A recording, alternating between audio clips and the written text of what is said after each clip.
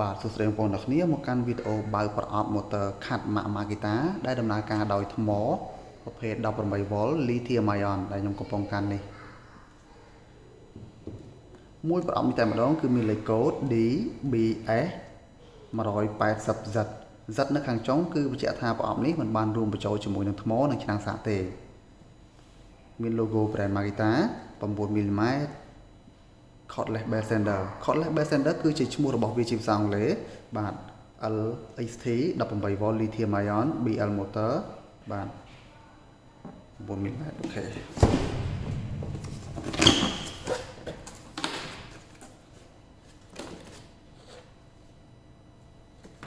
បាទនេះគឺជា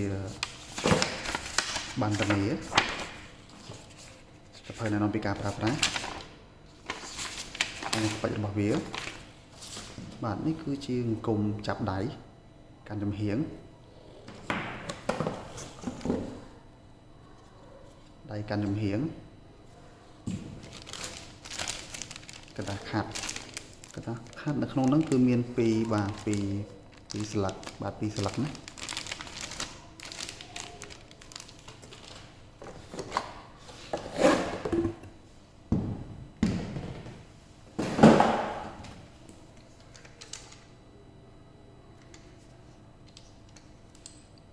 បាទនេះ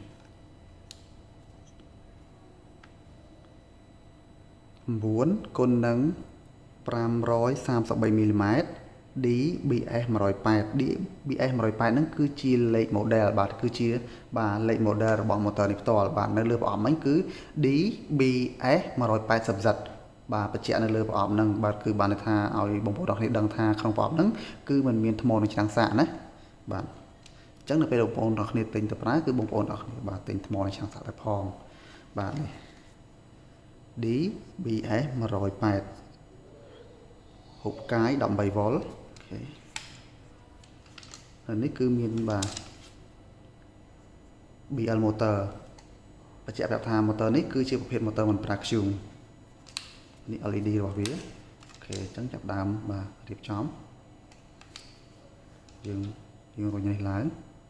បាទអូខេអញ្ចឹងអានេះយើងអាចកាច់មុំបានណាកាច់ទៅនេះក៏បានកាច់ទៅនេះក៏បានណាអូខេយើងបត់ទុកកាច់មកអានេះឡុកតំណឹងណានៅពេលដែលយើងចង់បត់ទុកយើងកាច់កលឹះមួយនេះដើម្បីបត់ទុកអូខេអញ្ចឹងខ្ញុំចង់បានប៉ុណ្ណឹងខ្ញុំចង់បានធំមុំប៉ុណ្ណឹងបាទខ្ញុំរឹតវាមកបាទ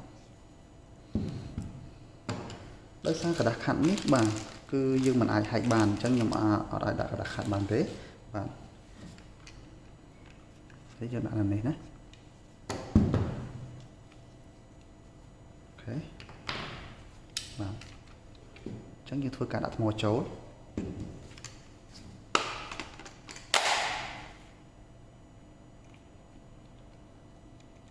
អូខេ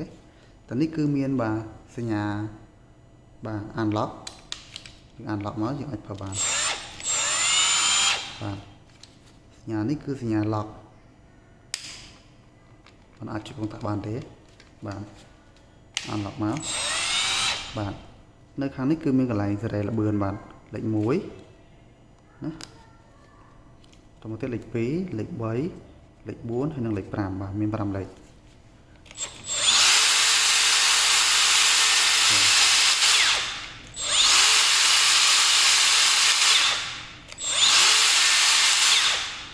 នៅផ្នែកនេះគឺមាន logo បាទ Makita Post អូខេអំពូល LED ខ្ញុំអាចកាច់បានទៅណាបានណាយើងអាចកាច់ទៅតាមបាទផ្លែរបស់យើងក៏បានដែរ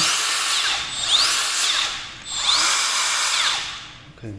ខាងក្រោមនេះគឺជាកន្លែងឆ្នុកបាទឆ្នុកសម្រាប់តភ្ជាប់ជាមួយនឹង motor បូមទូលីបាទ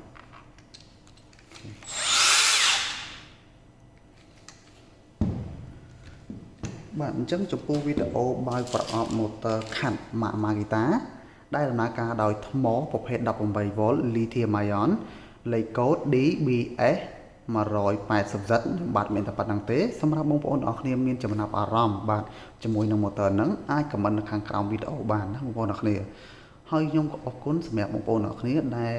មើលវីដេអូនេះបាទតាមដានវីដេអូនេះពីដើមដល់ចប់ណាបងប្អូនអរគ្នាអញ្ចឹងកុំភ្លេចជួយ share តៗគ្នាផងណាបងប្អូនអរគ្នាបាយបាយ